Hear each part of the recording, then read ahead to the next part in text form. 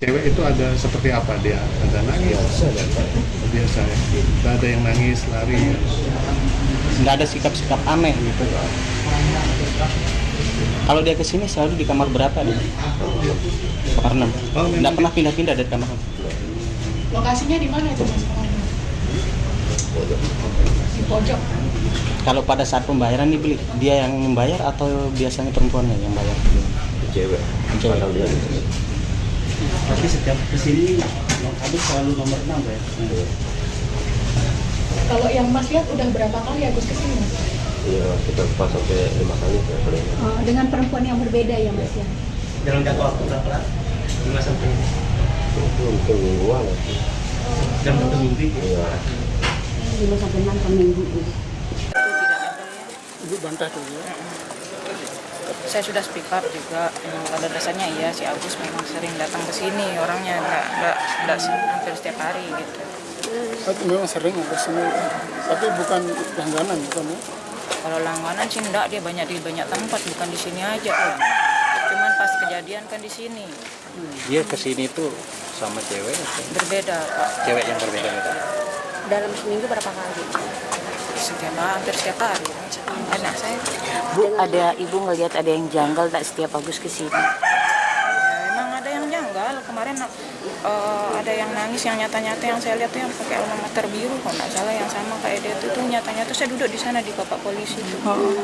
Itu nangis. Pas keluar. Setelah keluar dari kamar. Jadi ada beberapa perempuan yang Agus bawa itu kondisinya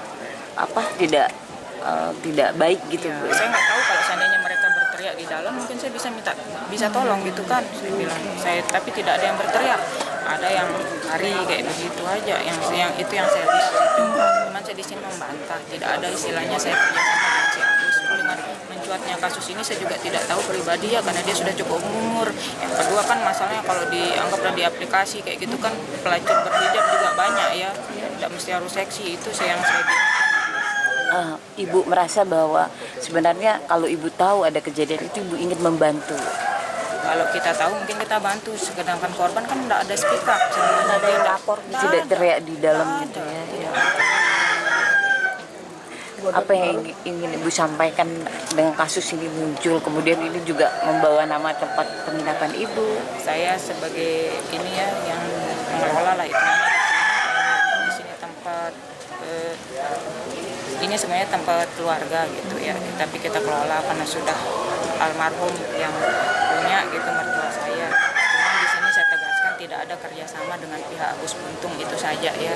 Kenapa kemarin pengacaranya bertanya kenapa kok saya tidak ditanya? Bagaimana saya mau bertanya sedangkan mereka sudah cukup umur, masuk seperti orang pacaran gitu kan, dia tidak ada teriak atau apa gitu. Kalau seandainya diteriak kan sudah bisa sampaikan sebelumnya, mungkin saya akan nolong kayak gitu. Itu dalam satu kali sehari itu Agus bisa datang bawa perempuan berapa? Yang waktu pas acara saya waktu itu hari libur kalau nggak salah sini bisa 2 kali, sama malam itu 1 kali kayaknya 3 kali yang satu Sehari? Ya. Dengan cewek yang berbeda. Ya. Itu dia yang bayar. Dia nggak punya tangan kan, pasti yang Dia minta tolong. nah nggak tahu sih kalau yang Siapa yang punya uang saya pribadi nggak tahu. Tapi yang jelas perempuan yang menyerahkan uang gitu. Enggak, lewat pegawai saya nanti dia ngasih lewat pegawai. Dapat informasi tidak soal rekonstruksi, kemudian mereka diinformasikan apa yang terjadi di rekonstruksi nanti. Iya, korban tahu bahwa hari ini ada rekonstruksi memang, tapi mereka tidak hadir ya, korban yang melapor tidak hadir.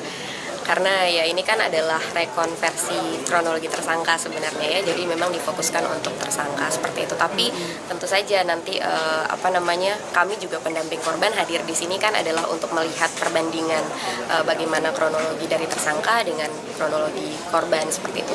Sehingga yang kami tangkap hari ini pun tentu akan kami komunikasikan juga.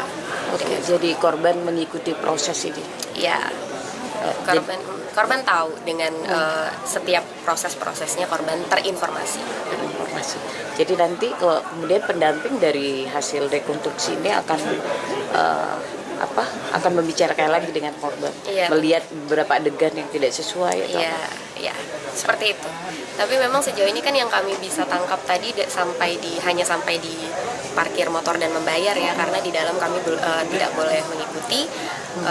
Jadi setidaknya yang kami tangkap dari awal masuk sampai membayar itu, terutama tadi ketika tersangka mengatakan bahwa di perjalanan itu tersangka yang meminta korban untuk membayar sejumlah uang dengan disebutkan nominalnya 50.000, dan kemudian sampai di parkiran pun tersangka juga yang mengatakan langsung bayar, jadi yang meminta korban langsung bayar ya. Jadi sejauh itu memang sesuai dengan kronologi dari korban, bahwa memang korban yang membayar atas perintah dari tersangka. Itu sebenarnya inti dari rekonstruksi hari ini, ada perintah dari tersangka kepada korban. Ya. Fokus terhadap penyidikan yang sudah menjadi dalam pemberkasan proses penyidikan kita.